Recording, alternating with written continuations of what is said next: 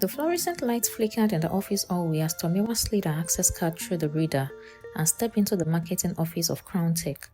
It was 7:45 a.m. and the office was still quiet just the way she liked it, peaceful and predictable. She dropped her bag, turned on her laptop and took a long sip of her homemade ginger tea.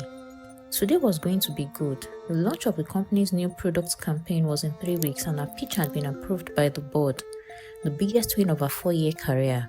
She barely got through her second sip when someone tapped her shoulder. "Morning, star employee," came the voice of Cole, her direct supervisor. His tone had that forced cheeriness she'd grown to dread. "Morning," she replied, trying to hide her unease. "We need to talk. Conference room," he said with no smile and warmth.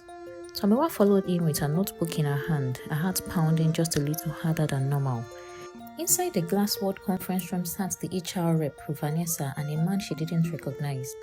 Cole told her to sit. "I'll get straight to it," he began. "We've received a report, an anonymous one. Allegations of misconduct related to your recent campaign work, plagiarism and intellectual theft." Tomiwa's mouth dropped open. "What?"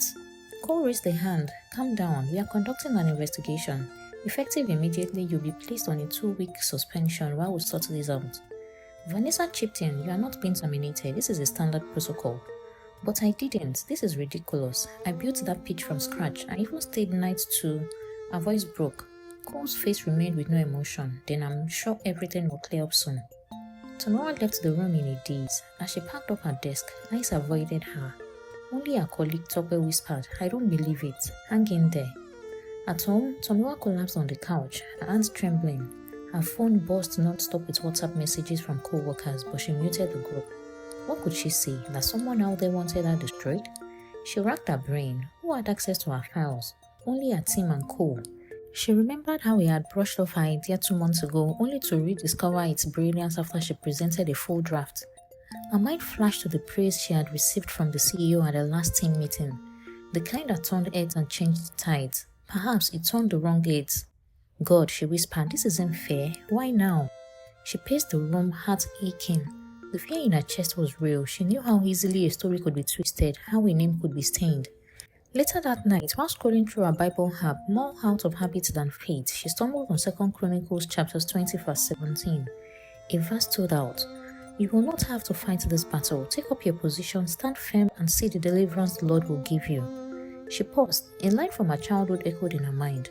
Her grandmother used to say, "Praise confuses the enemy." It sounded foolish at that moment, but what did she have to lose? She got off the couch, turned on soft worship music, and lifted her hands. "Lord," she whispered, tears streaming down her face, "I don't understand this, but I won't let it take my praise. You are still good, still just, still able." For the first time all day, peace settled in her chest. Meanwhile, behind the walls of Crown Tech, Cole sat in his office, fingers drumming against the glass table. He hadn't expected Tomiwa to be suspended so easily or for HR to take the bait, but it worked. The files he had found were enough to plant doubt. He'd been gunning for the promotion she was now being considered for. A junior employee rising above him, he couldn't let that happen. The twist was he didn't expect the praise. After Tomiwa's suspension, she'd posted nothing but encouragement on her LinkedIn.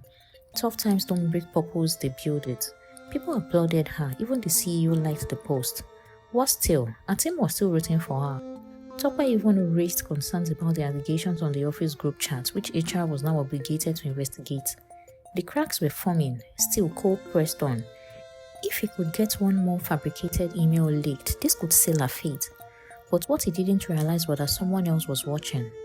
Fola, the IT specialist, had long admired Tomiwa's work ethics. Unlike many others, she had treated him with kindness and respect, even remembered his birthday last year. He would also been the one asked to retrieve the supposedly plagiarized documents from the server. Something didn't add up. The files in question bore Tomiwa's metadata, with creation dates months prior, but someone had recently duplicated and renamed them. He dug deeper and found a login trail. Someone had accessed Tomiwa's draft and emailed them anonymously to HR. The IP address was traced back to Cole's office. He hesitated, reporting this could cost him, but so could silence. He saved the logs, printed the report, and slid it into an envelope addressed to HR and the CEO. Then he sent a private message to Tomiwa. "Check your email tomorrow, you are not alone." By 10 a.m. the next morning, Cole was summoned to the CEO's office. 15 minutes later, HR sent a company-wide memo. Following new information, the suspension of Ms. Tomiwa Bello has been revoked. She will return to her role effective immediately. A formal apology is extended. Tomiwa stared at her inbox in disbelief. Tears welled in her eyes. Tope called instantly, squalling. "Girl, you are back. What happened?" "I don't even know all the details," Tomiwa murmured, still stunned. By 11 a.m., her phone buzzed again. The CEO wanted to meet her privately. When she walked into the executive office, he stood up and offered a warm handshake. "Miss Bello," he began, "I owe you an apology. Someone tried to sabotage you, but you have someone watching out for you in this company." He handed her a printed report. It was detailed, every digital breadcrumb that exonerated her and exposed Cole's manipulation. "He's been terminated. Legal will handle the rest." Tomiwa nodded, emotions swelling. "I also want to talk to you about leadership," he added. "We've been watching your integrity. That LinkedIn post, your attitude through this, that's the kind of resilience we need."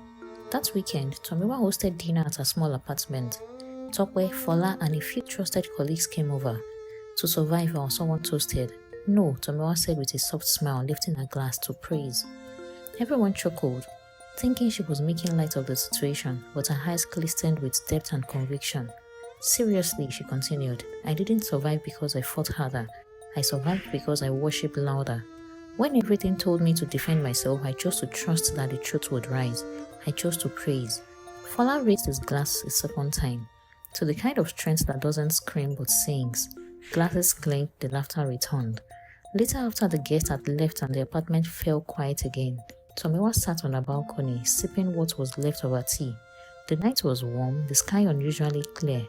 Her journal lay open on her lap. "There is something disarming about praise," she wrote. "It makes people underestimate you. They think it's denial or weakness, but it's defiance, the loudest form of faith. The enemy doesn't know what to do with someone who dances through fire." She paused, then added, "Praise isn't pretending everything is okay. It's saying, even if it isn't, God still is." And that night, she slept soundly. 2 months later, Crown Tech announced its largest campaign success to date. The one Tomiwa had originally pitched. Not only did it exceed client expectations, but it also won regional industry awards. Tomiwa's name was attached to every credit.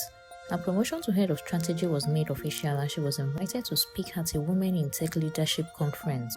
She prepared carefully, revisiting every moment of her ordeal, not to share a sob story but to share a survival strategy. On stage, she didn't use slides or statistics, just a simple story, her story. "You might be expecting me to tell you how to defend yourself in corporate spaces," she said. "How to document your work or how to navigate politics. That matters. But what saved me wasn't any of that, it was praise." The audience was silent, some brows lifted skeptically. I know, she chuckled. "It sounds soft in a hard world, but hear me. Praise doesn't make the pain disappear, it reframes it. It says, my situation doesn't get to decide how I respond. I do, and that changes everything." The crowd applauded. A few weeks later, she stepped out of a meeting. Tomiwa was approached by a young woman from HR, Adana. She looked nervous but determined. "I hope I'm not intruding," she said. "Not at all," Tomiwa smiled warmly. "I just wanted to say that I saw everything, not just the case, but how you handled it. And I've been thinking about quitting. This place is not always easy for people like us." Tomiwa nodded slowly. "It isn't, but when I saw you standing tall, praising God even when your reputation was on the line." Adana's eyes filled with tears. "I realized that maybe we are not powerless. Maybe we are planted." Tomiwa felt a lump form in her throat. "Thank you," Adana whispered, then turned and walked away. Tomiwa stood rooted to the spot. That one conversation reminded her that vindication wasn't the victory. Impact was. One morning, weeks after everything had settled, a letter arrived at Tomiwa's desk. It was unsigned, but the handwriting was familiar. "Tomiwa, this isn't easy for me to write. I didn't expect you to come out of that unbroken. Honestly, I hope you wouldn't. But the way you responded with grace, with strength, with praise, it made me think. I'm not asking for forgiveness. I know I don't deserve that. But I wanted you to know that your light did something to me. I'm a new being trying to rebuild what I let ambition destroy. You showed me that integrity wins even when it looks like it's losing at first. Thank you." Tomiwa held the letter to her chest and whispered, "Praise really does confuse the enemy." 3 years later, Tomiwa now leads a mentorship program for young professionals navigating the tightrope of ambition and adversity. She doesn't always have answers, but she always shares her story. She still faces challenges, new ones, other ones, but she's no longer shaken by them. One of her mentees once asked, "What's the secret to surviving corporate warfare?" Tomiwa smiled. "Dance," she said. The girl blinked. "Excuse me?" Dance in the storm, sink through the tears, worship when it hurts. Because praise, real praise, doesn't make you blind to the battle. It just reminds you the war is already won. Thank you for watching. Please subscribe to my channel for more interesting stories. Click on the like button and share it with your loved ones.